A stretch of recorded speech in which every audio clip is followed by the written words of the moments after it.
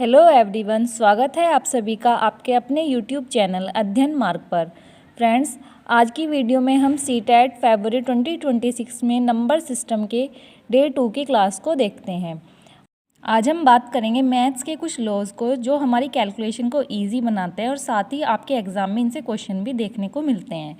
सबसे पहले हम बात करेंगे कम्यूटेटिव लॉ की।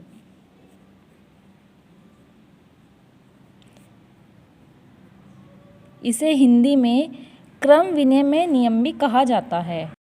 ये नियम मल्टीप्लिकेशन और एडिशन दोनों में लगता है। जैसे a प्लस बी बराबर b plus a into B बराबर b इंटू ए।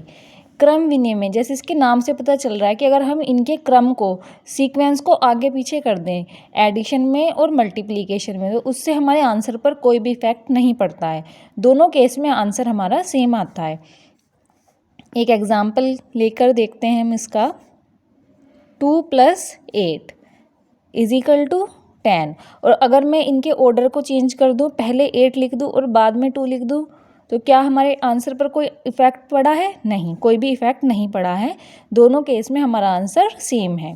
इसी तरीके से अगर हम मल्टीप्लिकेशन में करें, इसी वाले लॉ को ट्राई करके देखते हैं। 2 × 8 = 16। और यदि हम इनका ऑर्डर चेंज कर दें, 8 को पहले लिखा है देखो मैंने और 2 को बाद में, 8 × 2 ये भी 16। ये रूल हमारा कम्यूटेटिव लॉ है और ये माइनस और डिवाइड में वर्क नहीं करता। आइए चेक करते हैं। यदि मैं 2 - 8 करती हूँ तो क्या आता है हमारे पास? -6। और 8 - 2 करती हूँ, 6 आता है। क्या ये दोनों चीज़ें सेम है? नो, सेम नहीं है। यहाँ पर -6 है और यहाँ पर +6। तो ये कम्यूटेटिव लॉ माइनस में यानी सब्ट्रैक्शन में और डिवीज़न में वर्क नहीं करेगा, केवल मल्टीप्लिकेशन और एडिशन में वर्क करता है। इसके बाद हम बात करेंगे नेक्स्ट लॉ की, एसोसिएटिव लॉ।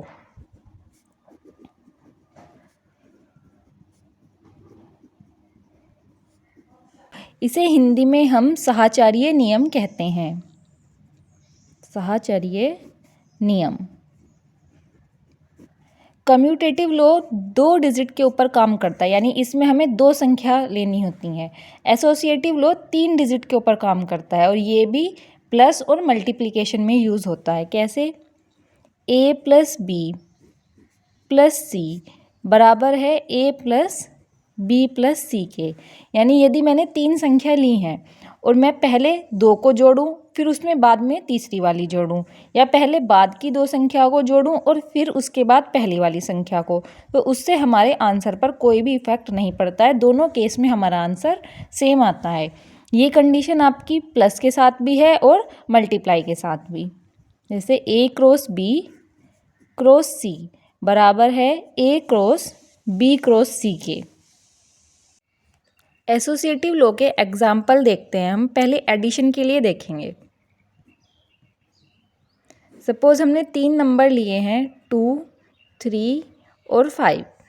पहले मैं स्टार्टिंग के 2 को जोड़ूंगी और उसके बाद तीसरे को। देखो, जिन 2 को हम एक बार पहले में जोड़ रहे हैं उनके लिए ब्रैकेट बना दिया कि इन दोनों को हम पहले ऐड करेंगे।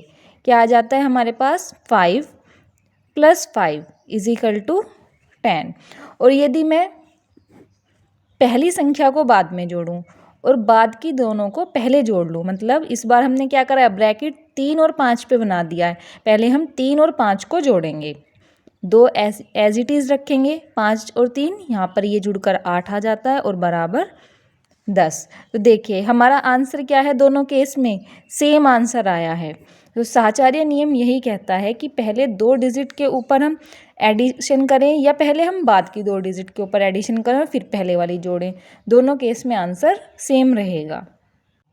एक एग्जाम्पल मल्टीप्लिकेशन का भी देख लेते हैं। मैं ये सेम डिजिट्स को लेकर आपको एक्सप्लेन करूँगी ताकि आपको रिलेट करने में कोई दिक्कत ना हो।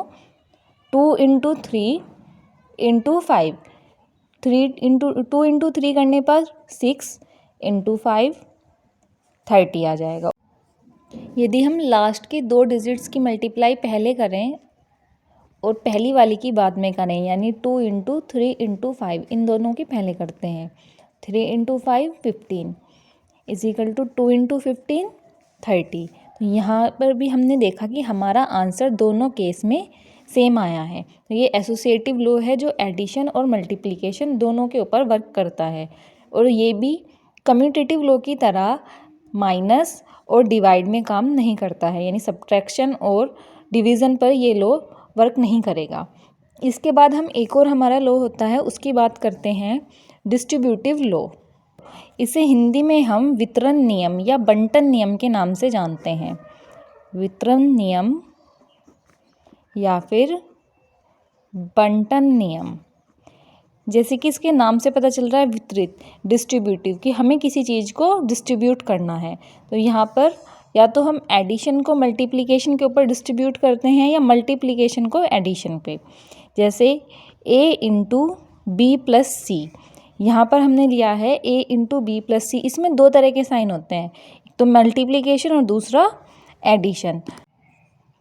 यहाँ पर यदि हम पहले किसी दो नंबर्स का सम करें और बाद में उसकी किसी तीसरे नंबर से मल्टीप्लाई करें, या सेपरेट उनकी a इंटू बी, यानी इस a की मल्टीप्लाई पहले b के साथ प्लस a की मल्टीप्लाई c के साथ करें, इन दोनों का आंसर सेम आता है।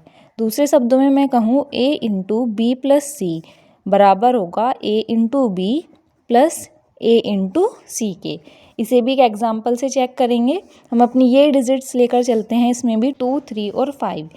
2 इंटू 3 प्लस 5, यानी 2 into 5 plus 3 8 is equal to 16। 2 into 3 plus 2 into 5 करके सोल्व करती हूँ, तो आइए देखते हैं।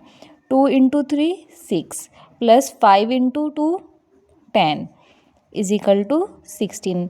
देखें यहाँ से भी हमारा आंसर सेम है, यानी a cross b plus C बराबर होगा a cross b plus a cross c के।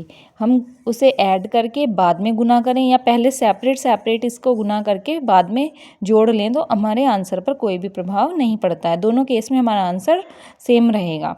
इसके बाद एक और इम्पोर्टेंट टर्म है, उसे डिस्कस कर लेते हैं हम, एडिटिव आइडेंटिटी।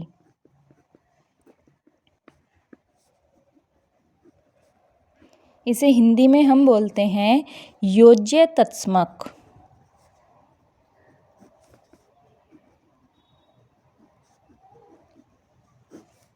एडिटिव आइडेंटिटी, यदि आपसे कोई भी पूछे कि एडिटिव आइडेंटिटी क्या है, तो वो 0 है।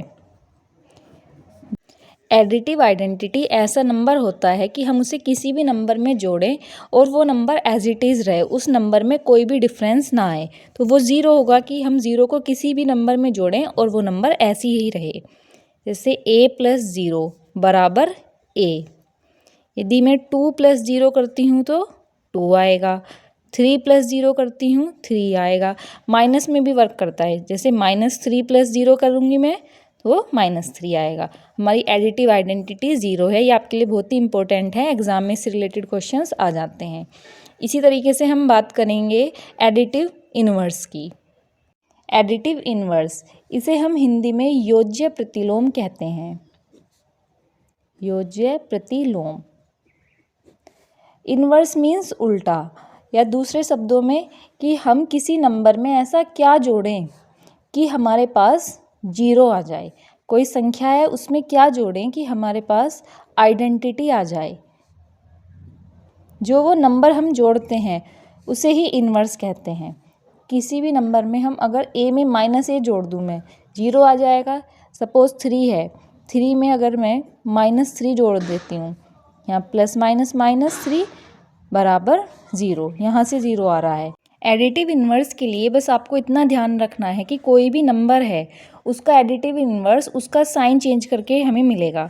जैसे 3 का एडिटिव इन्वर्स -3 हो जाता है, 4 का -4, और अगर नेगेटिव की नंबर है तो उसका पॉजिटिव हो जाएगा, -5 का 5 हो जाएगा। जस्ट हमें क्या करना है, केवल उसके साइन चेंज करने हैं। इसके बाद हम बात करेंगे मल्टीप्लिकेटिव आइडेंटिटी की। मल्टीप्लिकेटिव आइडेंटिटी मीन्स किसी नंबर में ऐसी संख्या की मल्टीप्लाई करना जो वो नंबर में कोई भी चेंज ना हो, वो नंबर ऐसा का ऐसा ही रहे। इसे हिंदी में हम बोलते हैं गुणात्मक तत्समक।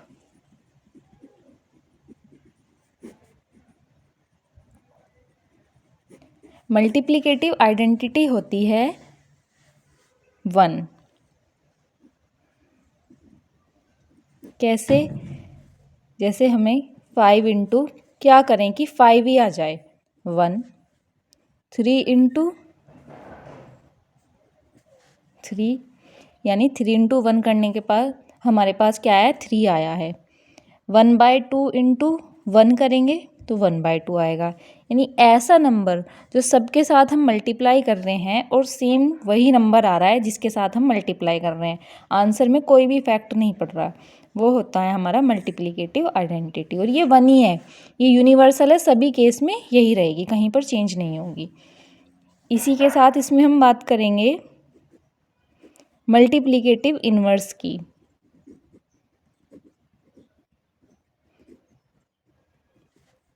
जैसे एडिटिव इन्वर्स होता है, ऐसे ही मल्टीप्लिकेटिव इन्वर्स भी होता है। इसे हिंदी में गुणात्मक प्रतिलोम कहते हैं। गुणात्मक प्रतिलोम यानी ऐसा नंबर जो किसी नंबर में मल्टीप्लाई करें और हमारे पास आइडेंटिटी आ जाए, मल्टीप्लिकेटिव आइडेंटिटी आ जाए, वो मल्टीप्लिकेटिव इन्वर्स होगा। सपोज़ करो हमारे पास 2 है, 2 में हम किस नंबर की मल्टीप्लाई करें कि 1 आ जाए, क्योंकि 1 हमारी मल्टीप्लिकेटिव आइडेंटिटी है। तो यदि मैं 2 में 1/2 की मल्टीप्लाई कर दूं तो 1 आ जाता है। इसका मतलब है जैसे हम एडिशन में तो साइन चेंज करते थे इन्वर्स लाने के लिए, मल्टीप्लिकेशन में हम उस नंबर का रिवर्स कर देंगे। 2 है तो 1/2 हो जाएगा। यदि 3/2 है तो इसमें क्या करेंगे, इसमें हम 2/3 कर देंगे, ये कैंसिल आउट होकर हमारे पास 1 आ जाएगा। तो ये है आपकी मल्टीप्लिकेटिव इन्वर्स निकालने का मेथड। ओके फ्रेंड्स, आज की वीडियो में इतना ही। हम मिलते हैं नेक्स्ट वीडियो में एक नए टॉपिक और कुछ नए क्वेश्चंस के साथ। तब तक अपनी तैयारी को बेहतर करें। Like, share and subscribe our channel. और आपके जो कमेंट्स और क्वेरीज हैं उन्हें कमेंट बॉक्स में टाइप करना ना भूलें। Thank you.